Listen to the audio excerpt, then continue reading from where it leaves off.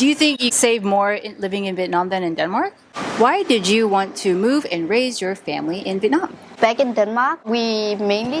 Hey everyone, how's it going? I'm Skye. Today I'm going to talk with a Viet Kieu mom on why she moved to Vietnam from Denmark to raise her family. If you're new here, welcome. If you'd like to see more interviews of locals and foreigners in Vietnam, hit the subscribe button. And until then, let's get started. Hello, thank you so much for being here. Can you please introduce yourself?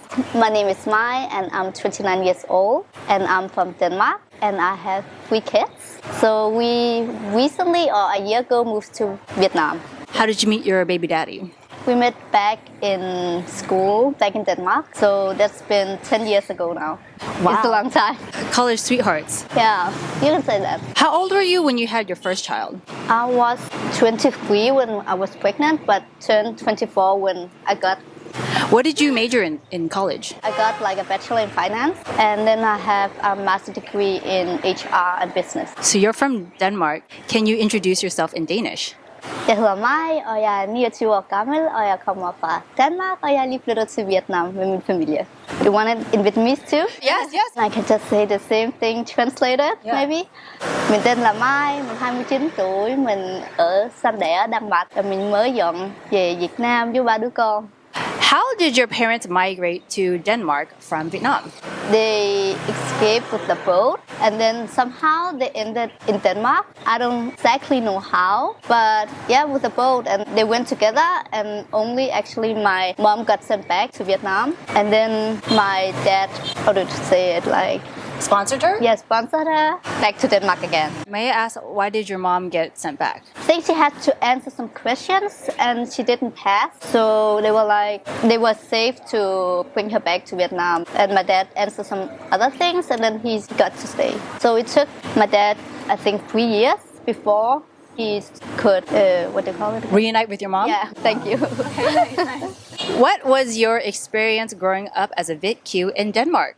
In the start, it was actually, I didn't feel it too much because I went to a school where there were other foreign kids from Turkey and very diverse community. And then somehow I didn't speak Vietnamese at home and my mom wanted me to speak Vietnamese. So she sent me to a Catholic school where there were many Vietnamese people. In my class, I went there for 5 years and there were almost only Vietnamese people in the class.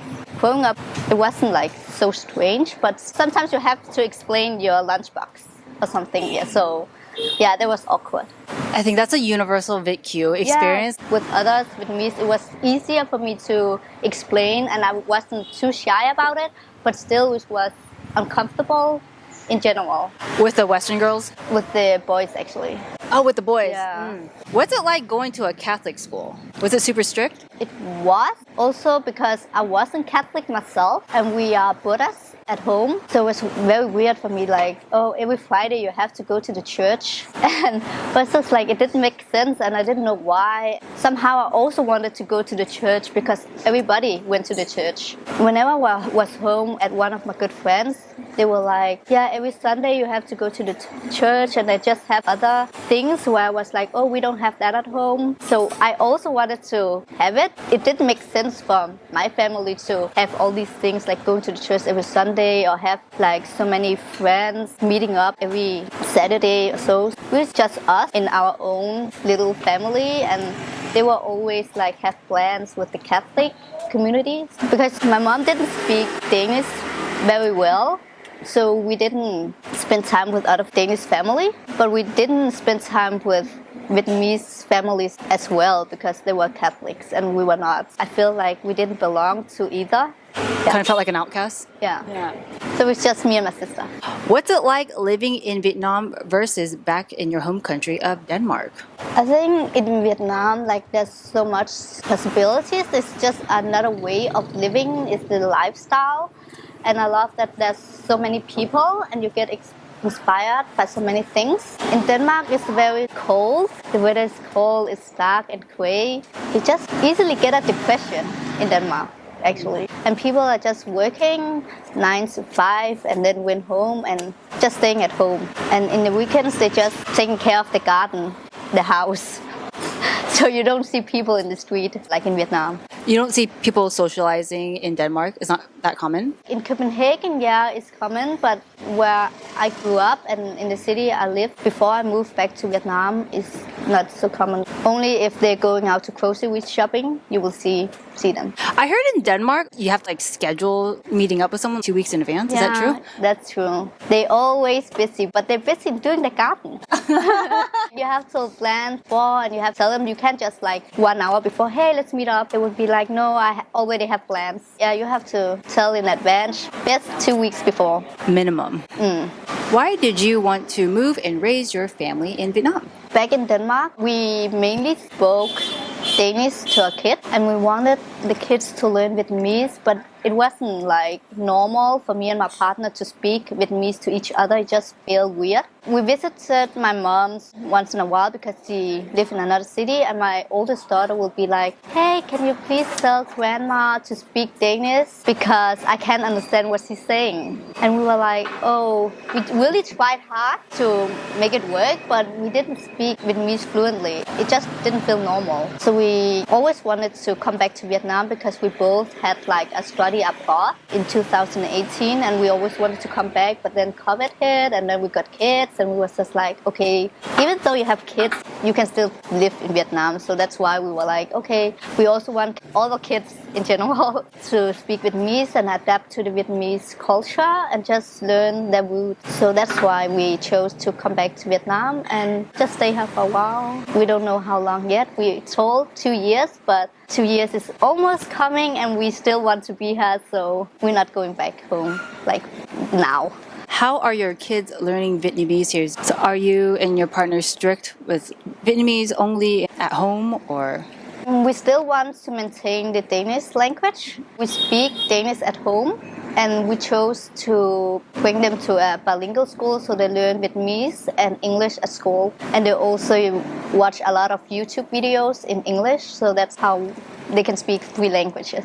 So they could also speak Vietnamese and English? Yeah, and Danish. Trilingual kids. Yeah, really. That was our goal, and we are really happy and satisfied about a decision in general, but also we're so proud of them.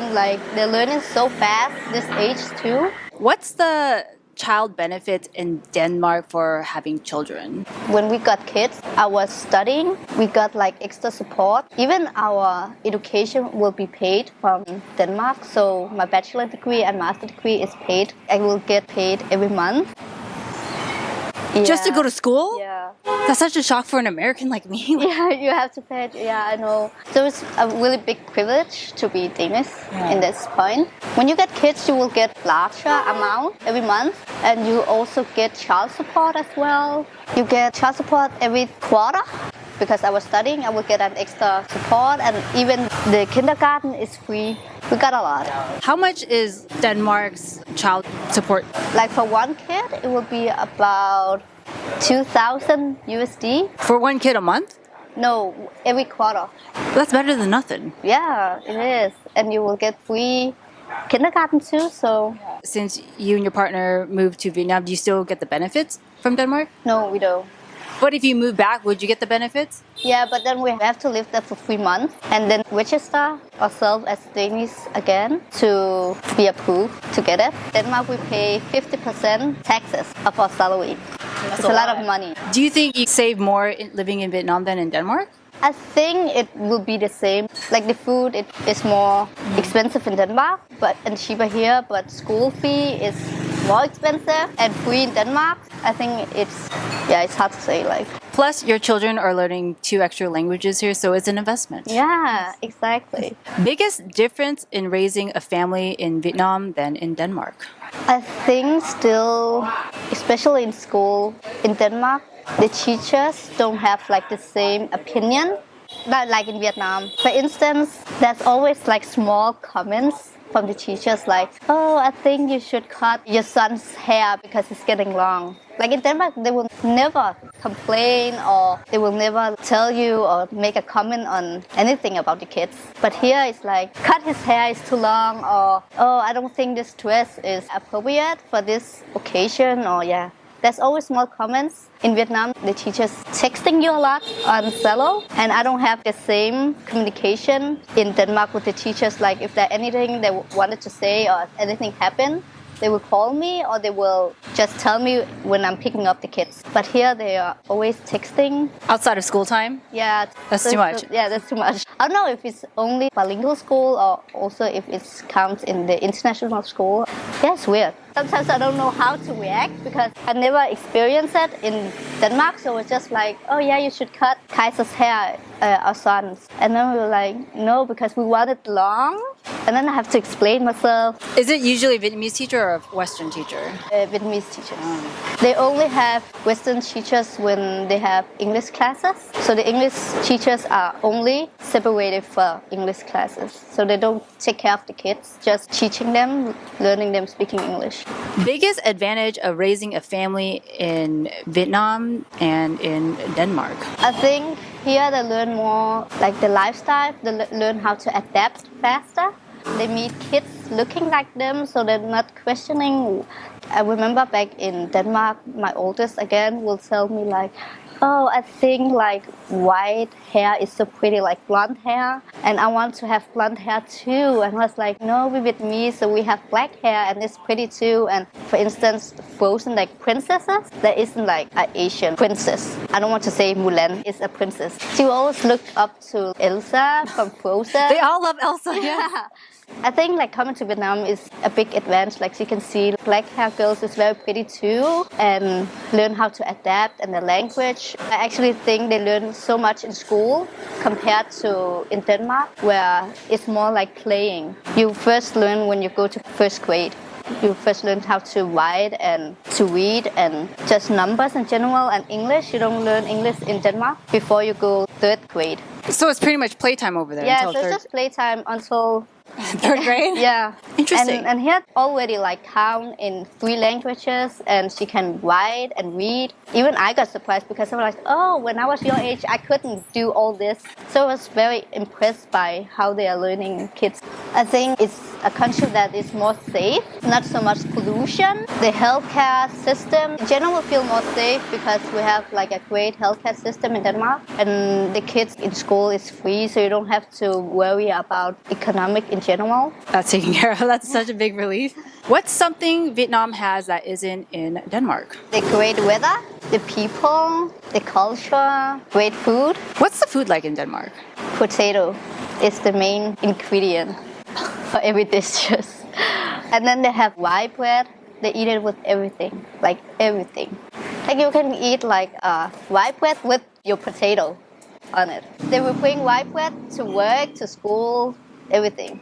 The park. It's like their version of banh mi over there. Yeah, you can say that, yeah. Biggest challenge or difficulties you face as a Viet Kieu living in Vietnam? The biggest challenge is that you have to sometimes raise your voice to get things done. In general, like we just moved to a new apartment and when we got the keys, it was so dirty and like really disgusting. I even wrote to her like the real estate, did you clean up the apartment before I will come? And she was like, yeah, sure, just come. And it was just so dirty. If you don't do anything about it, I don't want to lease it before she will do the job, like make the job done. And I think like that's with every little thing, like you really have to put your foot down and just be mean and raise, like even if I'm really sweet and just tell them, they're not gonna do the job.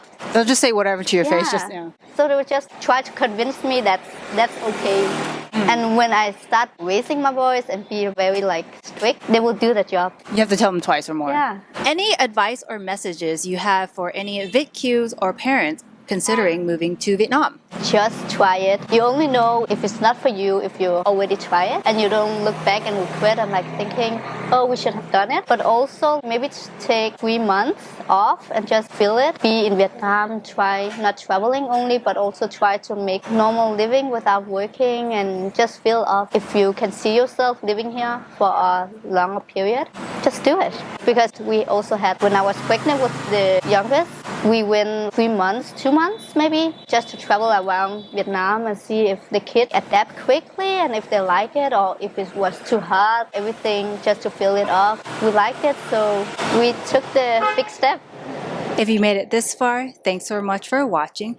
If there are any topics you'd like to see a video on, let me know down in the comments. And if you haven't already, do subscribe if you'd like to see more interviews of locals and foreigners in Vietnam. And until then, I'll catch you next time. Bye-bye.